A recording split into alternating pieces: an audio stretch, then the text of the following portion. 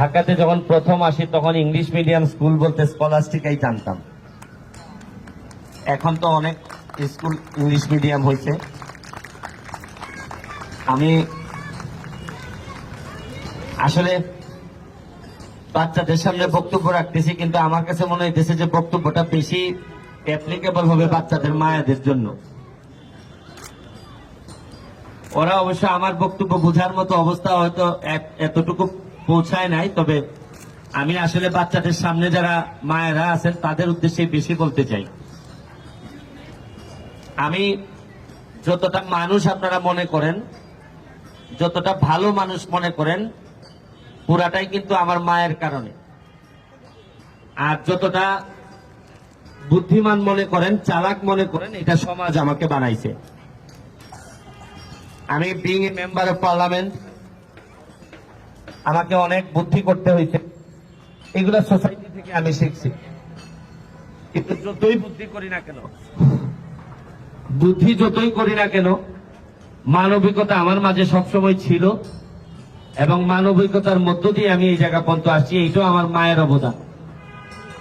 আমি আপনাদেরকে বলবো যে স্কলাস্টিকার বাচ্চাদের মা যারা আছেন বা বাবা যারা আছেন, আপনাদের দায়িত্ব অনেক বেশি। অবশ্য আমার ছেলে মেয়েদের সাথে কথা বলতে গেলে, ওরা যেহেতু বিদেশে পড়াশোনা করে, 4-এ পড়ে এবং 6-এ পড়ে, একটা ছেলে এবং একটা মেয়ে, ওদেরকে তো আসলে কিছু বললেই বলে আই ডোন্ট কেয়ার। তো আমি জানি না যে এরাও ডোন্ট কেয়ার বলে কিনা, এটা নিয়ে আমি খুবই টেনশনে থাকি যে ওদের কাছে যাই বলি না কেন বলে যে আই ডোন্ট কেয়ার। তো আমি বাচ্চাদেরকে বলবো যে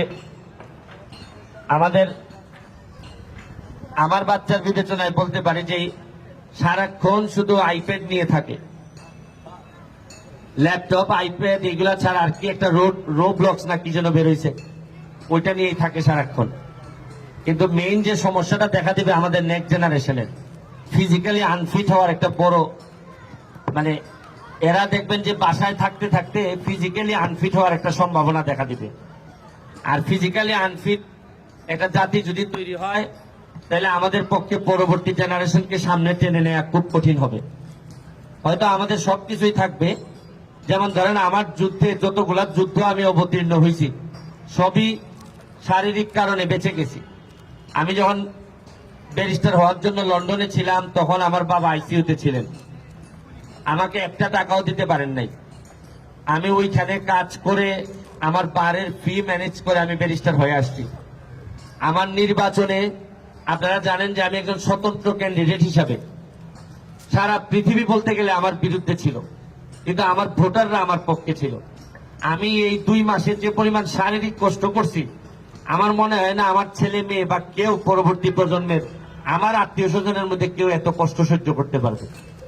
তা আমি বলি মাঝে মধ্যে শরীরের প্রতি আমি অত্যন্ত কৃতজ্ঞ যে আমার শরীর আমাকে এত দূর নিয়ে আসছে। এটার কারণ আমার স্পোর্টস, আমার ফুটবল, আমার ক্রিকেট। আমি আহ্বান জানাবো আপনাদের ম্যানেজমেন্টকে যে এক্সট্রা কারিকুলামের মধ্যে স্পোর্টসটাকে বেশি রাখবেন, যাতে ওরা, যদিও আমরা আপনাদেরকে কি বলবো, আমরা তো আপনাদেরকে যারা নেতৃবৃন্দ আছে আপনাদেরকে মাঠ দিতে পারি না। আমরা বাচ্চাদেরকে যে জায়গায় আপনারা থাকেন না কেন, প্রপার মাঠ নাই, মাঠ থাকলে মাঠের পরিবেশ নাই। আচ্ছা আপনি দেখেন একটা ইংলিশ মিডিয়াম স্কুল, আমরা যে জায়গায় আজকে প্রোগ্রামটা করতেছি, এই মাঠের মধ্যে একটুও ঘাস নাই, অথচ এই যে একটু পরেই কিন্তু দেখেন ঘাস নাই, একেবারেই ঘাস নাই। এরকম মাঠে আমাদের প্রতিটা বাচ্চার খেলতে হয়। এবং আপনি জানেন যে আমি মাত্র 2 মাস হয়েছে আমি এমপি হয়েছি। আমার যে প্রথম বরাদ্দ আসছে 2 কোটি টাকা, প্রায় 80% বরাদ্দ আমি শুধু মাঠের, আমার এলাকার মাঠের মধ্যে দিয়ে দিছি, যে মাঠগুলা যেন আপনারা আমার এলাকায় গেলে আর কিছু হোক না হোক আমার মাঠের প্রেমে পড়ে যাবেন যে এত সুন্দর মাঠ এই এলাকায় আছে। আমি চেষ্টা করে যাচ্ছি আমার কনস্টিটিউয়েন্সিটাকে